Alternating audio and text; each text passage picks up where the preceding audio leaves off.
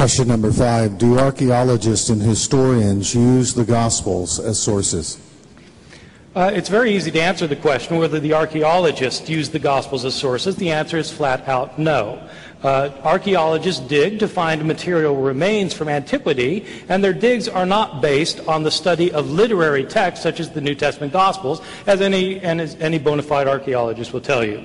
But historians, of course, do use the Gospels as sources, principally as sources for knowing about the life of the historical Jesus. They have to because there are no other sources that are reliable that exist, which leaves us with a problem, since the only sources that do exist are the Gospels, and they're not reliable either. There's no doubt that the historical Jesus is the most important person in the history of Western civilization. There is no doubt of that at all, in my opinion. But the unfortunate thing about Jesus is that we have such scanty documentation about his life. Most people don't realize this. But Jesus is never mentioned in any Greek or Roman non-Christian source until 80 years after his death. There is no record of Jesus having lived in these sources. In the entire first Christian century, Jesus is not mentioned by a single Greek or Roman historian, religion scholar, politician, philosopher, or poet. His name never occurs in a single inscription, and it is never found in a single piece of private correspondence. Zero, zip, references. The first time Jesus is mentioned in a Roman source or a Greek source is by the Roman governor of a province of Asia Minor, a governor named Pliny, in the year 112.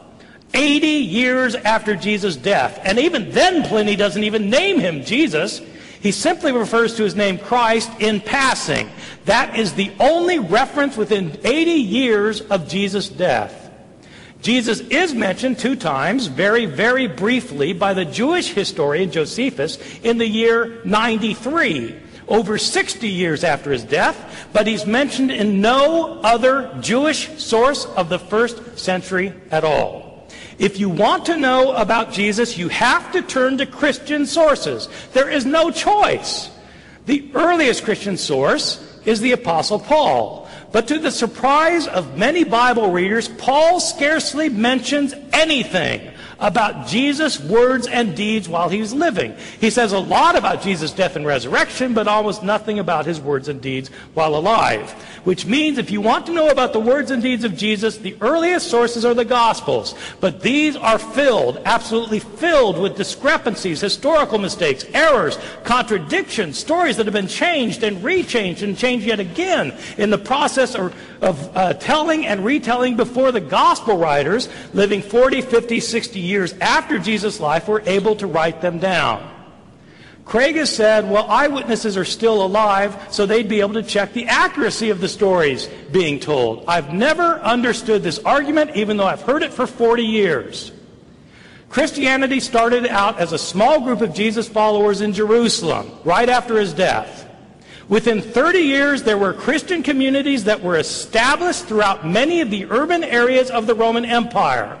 There were Christian churches in Palestine, in Syria, in Asia Minor, what we think of as Turkey, in Greece, in Rome, possibly in northern Africa, almost certainly in Alexandria, Egypt. Hundreds of people were converting. Thousands of people were converting. How did they convert? By people telling them stories about Jesus. Who was telling the stories? If I convert you, and you convert your wife, and your wife converts her next-door neighbor, and next-door neighbor converts her husband, and her husband converts a business associate who goes to another city and converts his business associate, who's telling the stories? Is it eyewitnesses? Are the 12 apostles of Jesus talking to everybody who's telling a story and saying, make sure you get that right? The eyewitnesses are probably in Jerusalem. Where are the eyewitnesses in Ephesus? Where are the eyewitnesses in Tarsus? Where are the eyewitnesses in Alexandria? They are not there. The stories are changed and rechanged over the years so that historians have to use these Gospels very carefully and critically because they don't contain eyewitness reports, and we can't assume that what they say is historically accurate. Question 6. Have the Gospels been accurately preserved down through the centuries? This is a terrific question that I have been interested in for a very long time. My first interest in this particular question about the accurate preservation of the Gospels started out when I was a student at Moody Bible Institute. At Moody Bible Institute, I believed, as did my professors, that the Bible is without error in the autographs. In other words, the originals of the New Testament did not have mistakes in them, even if subsequent copies of the New Testament may have mistakes in them. The problem is, we don't have the originals of the New Testament. What we have are thousands of copies of the New Testament that were made, in most cases, centuries later. We don't have the originals.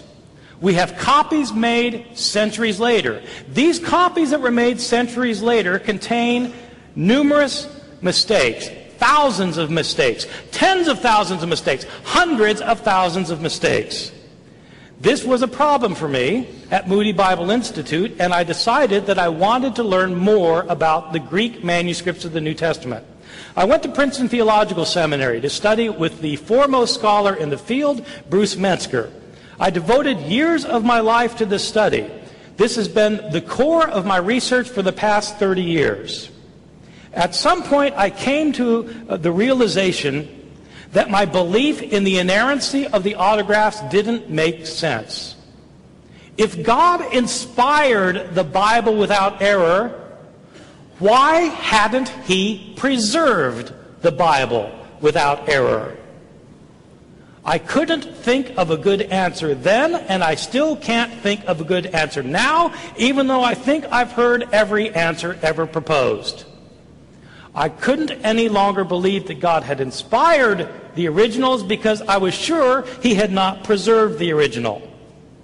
Let me tell you now what I think about this entire situation, which is that we cannot know whether the Gospels have been preserved accurately through the ages, and I'm going to try and illustrate with you by explaining how it worked. Take the Gospel of Mark. Whenever Mark was written, say it was written in the year 65 or in the year 70, in the city of Rome, say, I don't know where it was made. Whoever wrote Mark put it in circulation, and somebody copied the Gospel of Mark.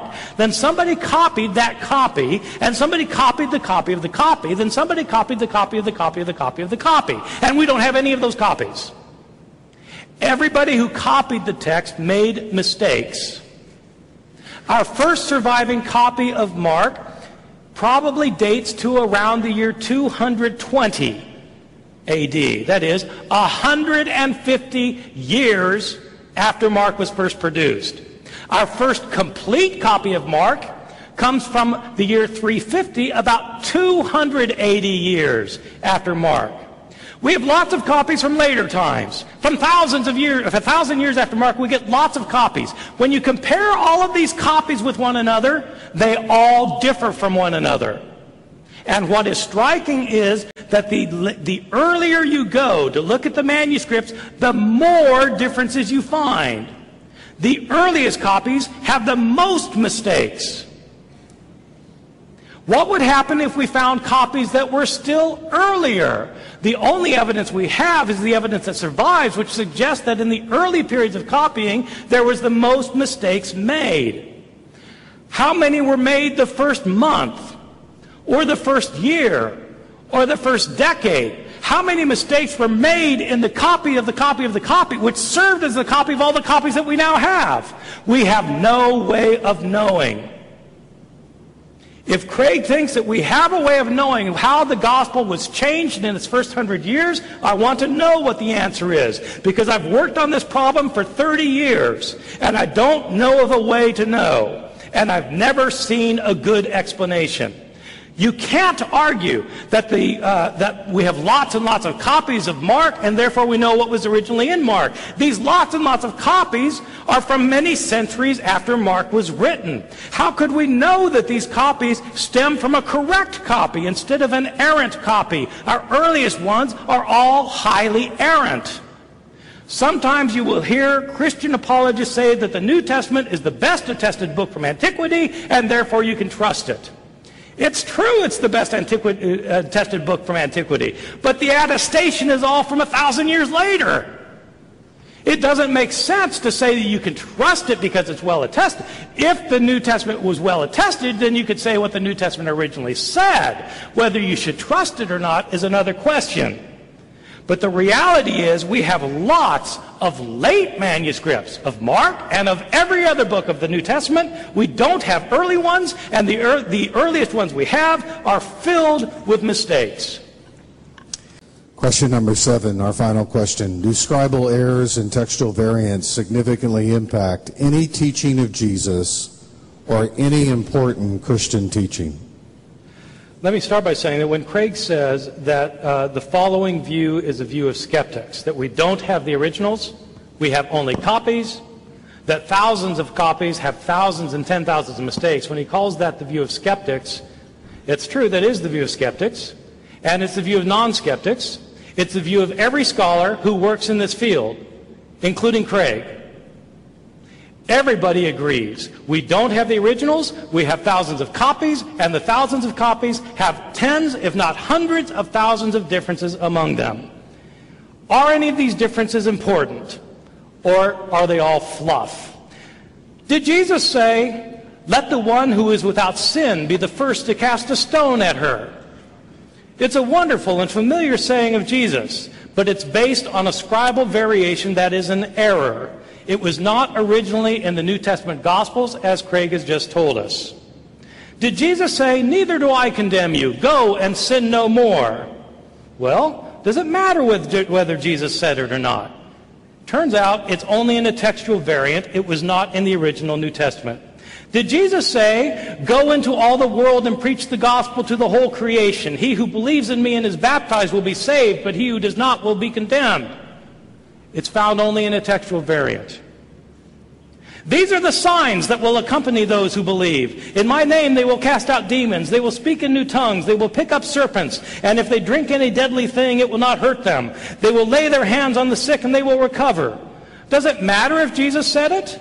It certainly matters to the Christian groups in the Appalachian Mountains who practice snake handling as part of their worship services.